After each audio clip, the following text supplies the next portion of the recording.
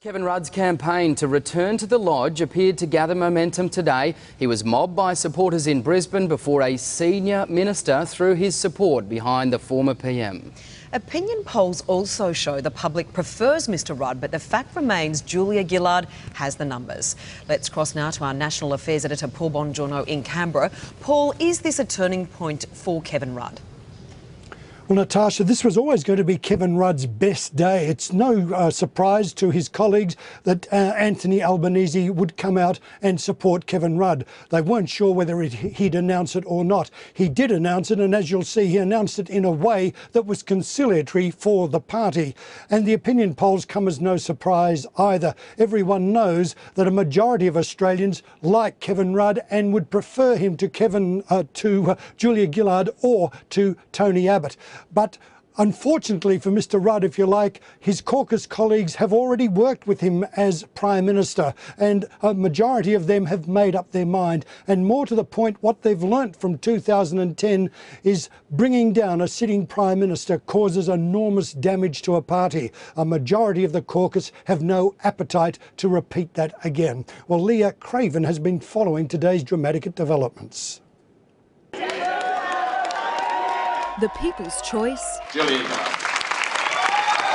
versus the party favourite in the fight of their political lives. There's no doubting who would win if it were up to the voters. Thank you, appreciate it very much. Julia Gillard told Labor Party members making tough decisions can come at the cost of popularity. And I didn't come here today to canvass your support in that ballot. The brutal battle is taking its toll on the party. Devoted...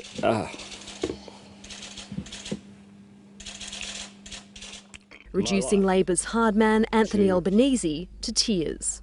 I have despaired in recent days as I have watched Labor's legacy in government be devalued. He's backing Kevin Rudd to right the wrong he says was done by his dumping in 2010 and has offered his resignation. And I refuse to accept it, and I can't imagine a government I lead without Anthony Albanese in there beside me. But the public clearly want that government to be one led by Kevin Rudd.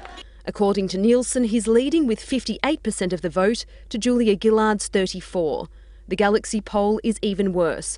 Julia Gillard's languishing at 26% and Kevin Rudd's got 52%. And the latest news poll shows Mr Rudd holding a commanding lead over both Julia Gillard and Tony Abbott.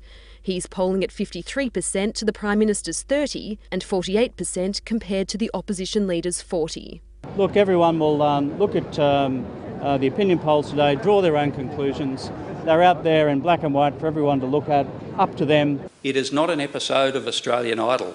I don't believe the Labor leadership or the Prime Ministership is to be treated like a revolving door. But come Monday, the only popularity contest that matters is in caucus, and by all indications, Julia Gillard will sweep to victory. In this bruising contest, the only winner is Tony Abbott. Kevin Rudd has confirmed every criticism the coalition has ever made of Julia Gillard, and Julia Gillard has confirmed every criticism that the coalition has ever made of Kevin Rudd. Leah Craven, 10 News. And Paul, you mentioned earlier the damage all this has done to the party. The big question now, I guess, no matter who wins on Monday, can Labor recover? Well, Matt, there's no doubt that contested leaderships are always bruising affairs. This one's been particularly brutal. I think the party realises this. But the good thing about it, if you can put it this way, is that it is out in the open this time. It's not a surprise coup done in the dead of night. And today you may have noticed that all sides of this encounter, of this battle, started to speak more civilly. Perhaps Kevin Rudd's had one win already. Paul Bongiorno in Canberra, thanks so much. And the Prime Minister had a cheer squad of her own in country New South Wales, insisting she will beat Kevin Rudd in Monday's ballot. Julia Gillard said leadership was about delivering reforms and said she was better at getting the job done than her opponent. Julia Gillard came to Cessnock in the Hunter Valley, where state Labor was still analysing last year's election disaster and fearing another defeat federally. Leadership is about delivering against the odds and in the face of adversity. It's about having a plan for change and then delivering on that plan. There was no mention of Kevin Rudd in Ms Gillard's speech. The real enemy, she said, was Tony Abbott. I don't have a defeatist bone in my body, and I am confident we will prevail in 2013.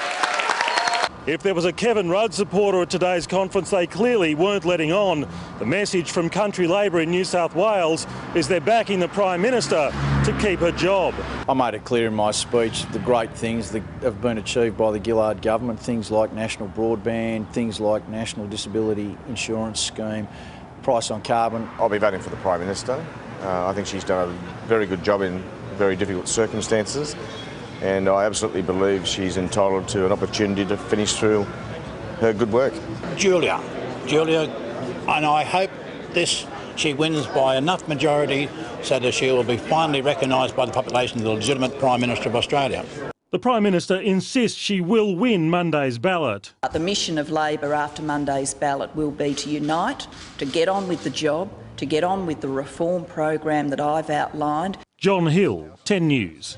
And we'll have every angle of the Labor caucus vote covered on 10 this Monday. Breakfast will have extended coverage throughout the morning starting at 6 a.m, and we'll also be live in Canberra for the crucial vote at 10 a.m. Australian Eastern Daylight Time. And for full analysis, views and the reviews of the result, tune in to 10 News at 5, broadcasting live from the lawns of Parliament House.